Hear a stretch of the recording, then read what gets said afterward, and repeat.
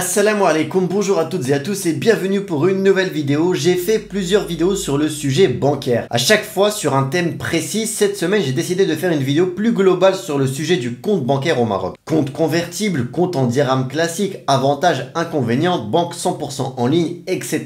À l'approche de l'été, je reçois de plus en plus de questions sur ce sujet. Donc j'espère que cette vidéo pourra répondre à toutes vos interrogations et d'avance, s'il vous reste des questions à la suite de votre visionnage, posez-les-moi dans l'espace commentaire pour que je puisse vous répondre. Attention, cette vidéo n'a pas pour but de faire la promotion de telle ou telle banque, loin de moi cette idée. Mais on vit dans un monde où l'utilisation des comptes bancaires est obligatoire et quand on vient s'installer au Maroc, la question du compte se pose logiquement. Allez, on commence tout de suite avec le premier type de compte bancaire marocain et comme d'hab, je te fais confiance pour like la vidéo si tu apprécies ce contenu sur le Maroc et pour t'abonner, comme ça tu seras au courant des prochaines vidéos.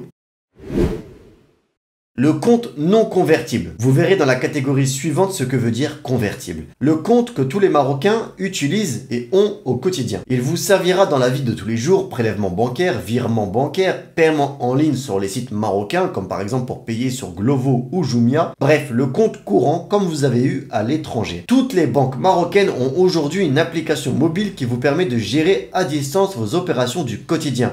Consultation de votre solde, virement, ajout de bénéficiaires, etc. À ma connaissance, il n'existe pas de compte en dirham non convertible gratuit, sans frais de tenue de compte. Vous me direz en commentaire si j'en ai oublié un.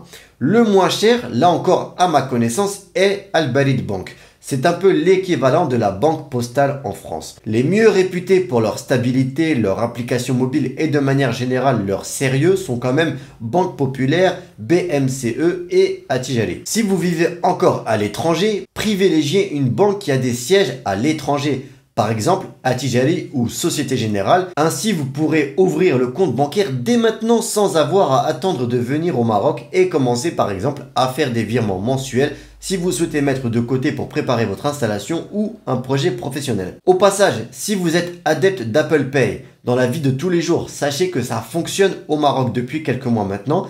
Par contre, c'est disponible uniquement avec 4 banques marocaines partenaires d'Apple. Attijari Wafa Bank, Groupe Crédit Agricole du Maroc, Crédit Immobilier et Hôtelier aussi appelé CIH et le Banque Halyk qui appartient à Attijari Wafa Bank en version digitale. Et on en parlera un peu plus tard dans la vidéo. Autre avantage, cette fois-ci pour les retraités étrangers ou MRE qui veulent virer leur pension de retraite au Maroc, si vous virez mensuellement votre retraite au Maroc sur un compte marocain non convertible, vous bénéficierez d'une réduction d'impôt de 80%. Je vous mettrai toutes les sources dans la description de la vidéo si vous souhaitez jeter un œil à tous ces avantages fiscaux et ces différents types de comptes. Bon, vous avez compris, si vous êtes étranger ou que vous avez la double nationalité, il y a peut-être mieux. Voici maintenant le compte convertible. Alors, qu'est-ce qu'un compte convertible? C'est un compte qui, comme son nom l'indique, est convertible en dirham ou en devise. En gros, il est utilisable au Maroc ou bien à l'étranger. Pourquoi c'est avantageux? Au Maroc, vous pouvez retirer des dirhams et payer dans la vie de tous les jours avec votre carte bleue. Et à l'étranger, toujours avec votre carte bleue internationale, vous pourrez retirer des euros et faire des paiements. Attention, ce type de compte est uniquement accessible aux étrangers ou aux MRE, donc si vous avez la double nationalité, ça passe également. Autre avantage, il est très courant que ce type de compte soit totalement gratuit. Gratuit à l'ouverture de compte, mais aussi gratuit en termes de tenue de compte. Bien sûr, chaque banque a sa grille tarifaire et je vous invite toujours à bien demander les prix pour chaque service. Tenue de compte, virement, dépôt et retrait, utilisation de l'application mobile, etc. Encore un aspect important, si vous souhaitez investir dans l'immobilier au Maroc et si vous souhaitez protéger entre guillemets votre argent dans le cas d'une revente future, par exemple pour ressortir l'argent investi du pays, il vous faudra absolument passer par un compte convertible comme celui-ci. N'oubliez surtout pas de payer votre bien immobilier avec ce compte bancaire. Très important pour pouvoir ressortir votre argent vers l'étranger plus tard lorsque vous voudrez revendre. Concernant l'abattement fiscal dont j'ai parlé pour les comptes non convertibles juste avant, il existe également pour ce type de compte, mais uniquement à hauteur de 55% pour ceux qui ne souhaitent pas avoir de compte non convertible. Dernière chose concernant ce type de compte, faites attention notamment religieusement, car beaucoup de ces comptes génèrent automatiquement des intérêts une épargne rémunérée est enclenchée automatiquement. Donc si vous souhaitez ouvrir un de ces comptes, n'oubliez pas de demander à désactiver cette épargne pour être tranquille. Passons maintenant au compte bancaire uniquement en digital.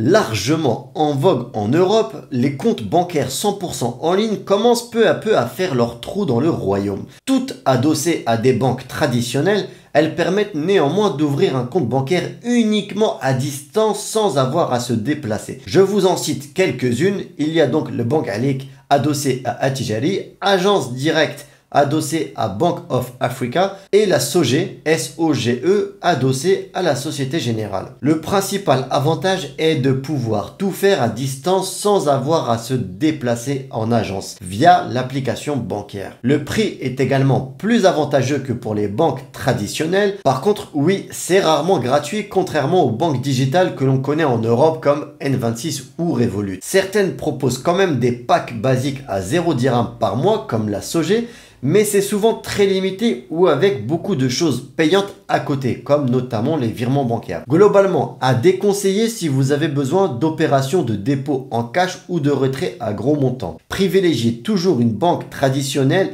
et surtout une chose que j'ai oublié de préciser tout à l'heure, choisissez une agence qui est près de chez vous. Au Maroc, même si c'est la même banque, mais si ce n'est pas la même agence où vous avez ouvert le compte, vous n'allez pas pouvoir faire tout ce que vous voulez ou alors vous allez devoir payer des frais supplémentaires. Sinon, à part tout ça, la banque en ligne peut être très intéressante pour vous, notamment si vous avez encore des comptes à l'étranger et que votre seule utilisation ici au Maroc d'un compte bancaire est pour le quotidien.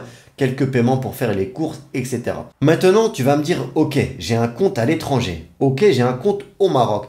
Mais le meilleur moyen pour envoyer de l'argent au Maroc, tu auras toutes tes réponses dans mon guide Partir vivre au Maroc. Je t'ai fait pas mal de vidéos sur ce sujet au format gratuit, bien sûr, mais dans mon guide, tu auras les détails et même les meilleures plateformes pour envoyer un meilleur taux de change et avec le moins de frais possible. De manière générale, dans ce guide, je t'aide à t'installer au Maroc avec plein de démarches et d'étapes à ne pas rater avant le départ, pendant le déménagement jusqu'à l'installation. Je te mets le lien dans la description et pour info, l'application pour apprendre la Darija continue également son avancée sur Apple et Android. Si ça t'intéresse pour toi ou même pour tes enfants à améliorer votre Darija tout en vous amusant, je vous invite à tester l'application.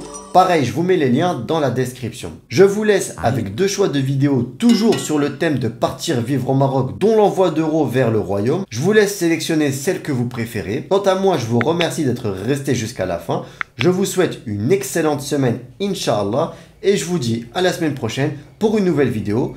Et surtout, n'oubliez pas, prenez soin de vous, prenez soin des autres. Assalamu alaikum.